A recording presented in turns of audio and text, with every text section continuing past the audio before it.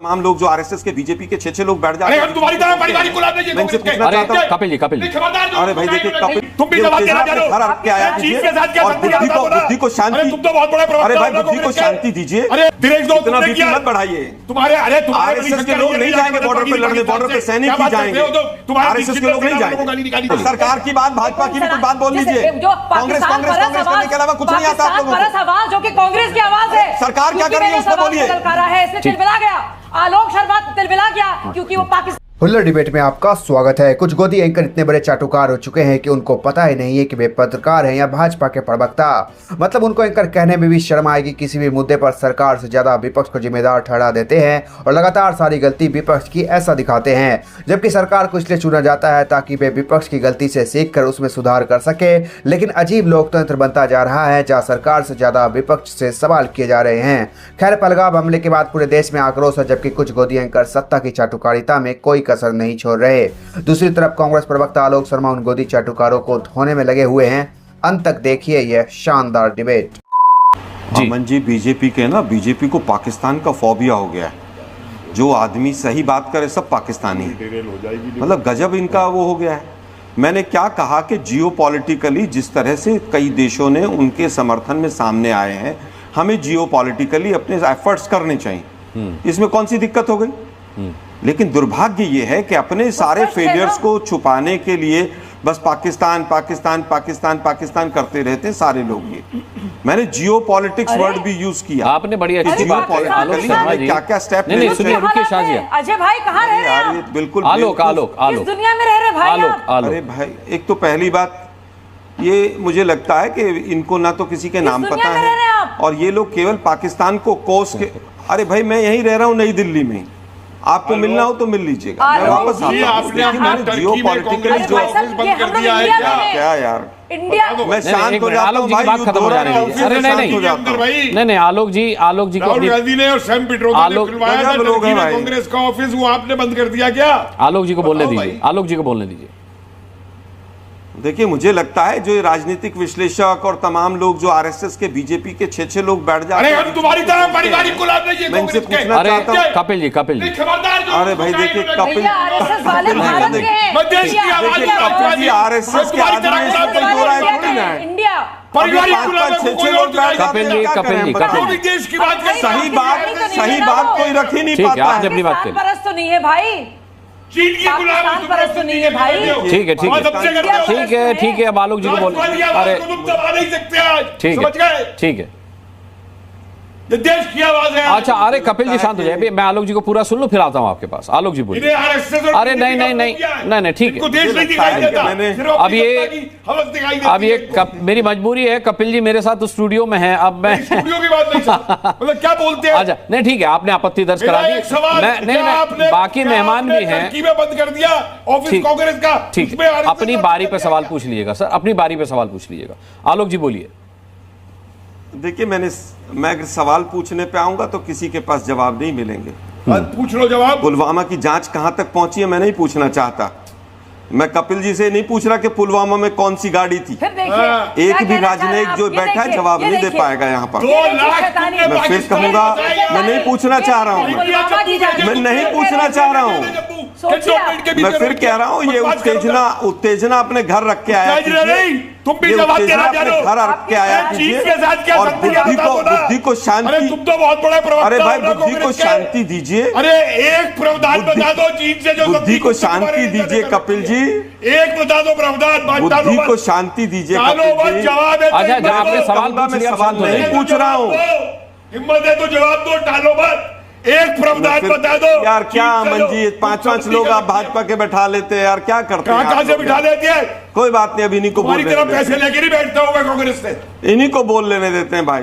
अरे जवाब रोज का इनका वो हो गया। 4-4-5 लोग हो जाते हैं, कमी रह जाती है तो आप लोग पाकिस्तान से बचा लेंगे। हो रही थी और तुम बीजेपी। ठीक है कपिल जी मैं 5 के बराबर। अरे भाई, कांग्रेस के ऑफिस की बात किसने की थी कपिल जी? बिल्कुल मैंने की है। किसने शुरू की थी? कौन बीच में चिल्लाया था? आपने टर्की का नाम लिया। इस उम्र में आके भी आप आपने इतने टर्की का नाम सेंसिटिव लिया। बदतमीजी तो मैंने करते हैं। पूछा, शांत बैठिए। टर्की से कांग्रेस ने अपना ऑफिस हटाया नहीं हटाया? शांत बैठिए आप। शांत आप बैठिए। शांत बैठिए अरे आप। तुम बैठो शांत। अच्छा आपने कपिल जी आपने सवाल पूछ लिया, आपने सवाल पूछ लिया।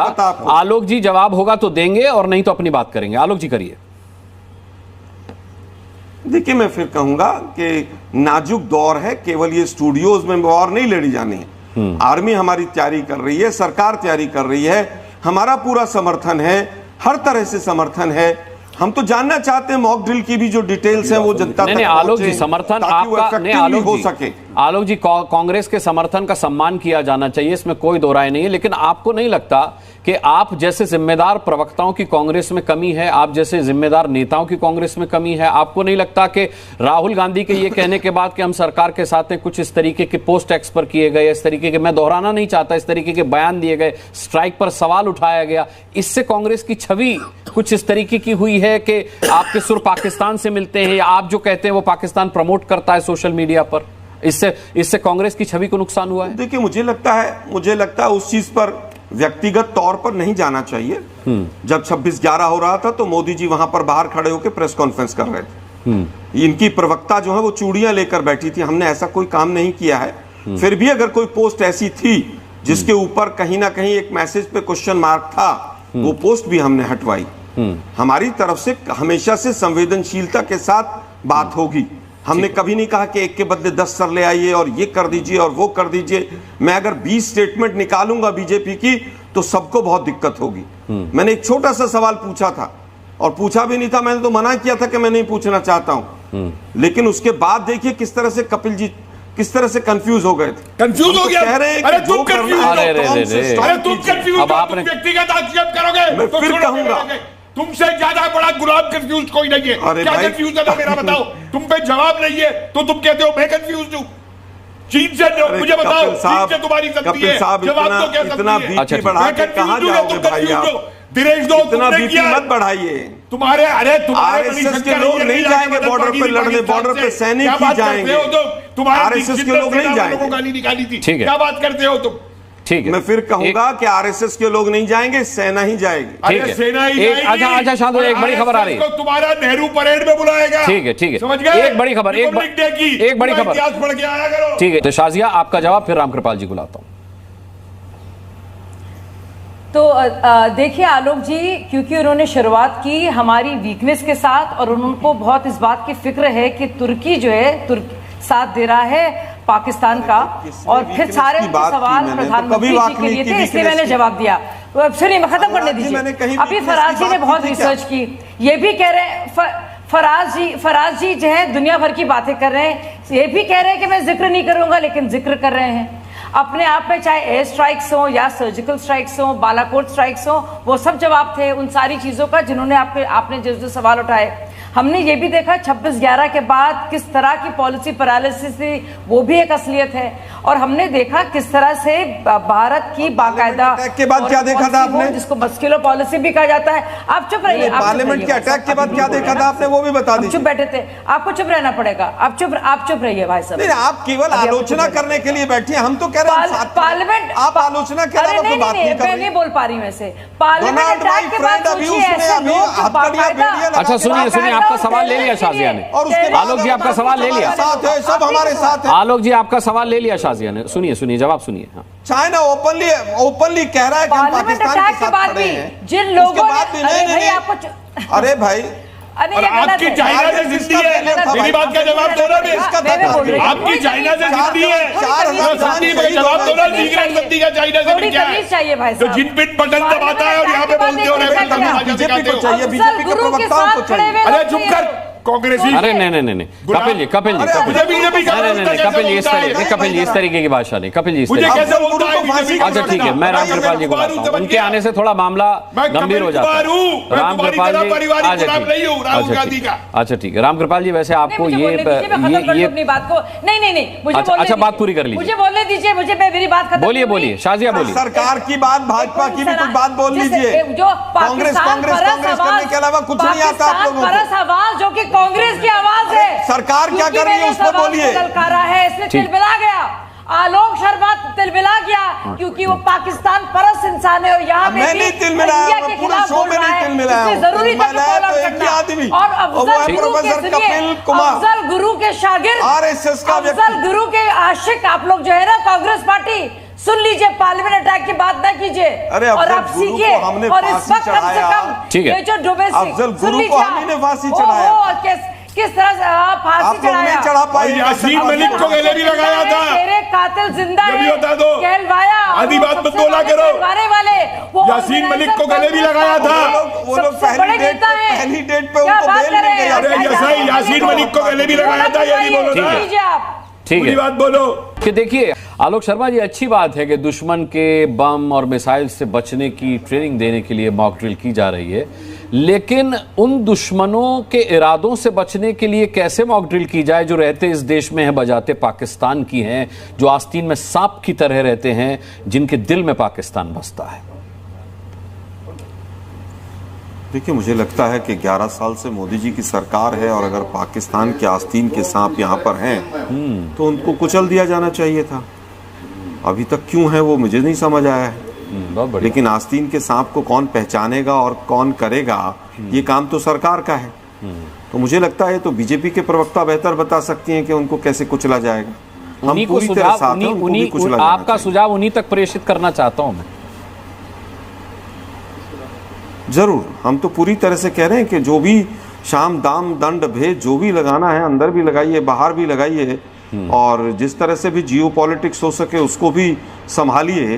क्योंकि अभी तक चाइना ने ओपनली कहा है कि हम पाकिस्तान के साथ खड़े हैं। टर्की जो है वो कहीं ना कहीं पूरी तरह से मदद करने के मूड में है।